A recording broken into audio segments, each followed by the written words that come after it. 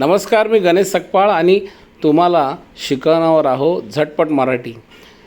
मराठी शिकण्याच्या सर्वात प्रथम आहे मुळाक्षरं आणि त्या मुळाक्षरानंतर काना बाराखडी. त्यासाठी मी कला जे रेष मारलेली आहे उभी त्याला काना म्हणतात. त्यामुळं आता आपण वाचन करणार आहोत काचं.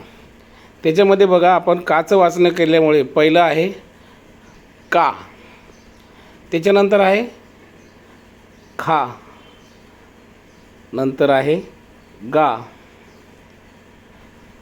घा, चा, छा,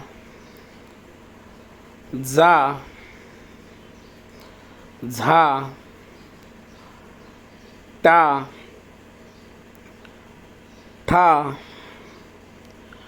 डा, ढा, ना, ता, था, दा, धा, ना, पा, फा, बा, भा, मा, या, रा, ला, वा, शा,क्षा,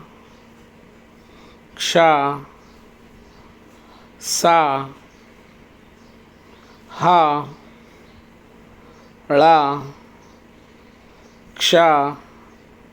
ज्ञा. अशा पद्धतीचे हे कानाचे शब्द जे आहे, जे पाना बाराखडी आहे, ही तुम्हाला पाठ करणं गरजेचं आहे.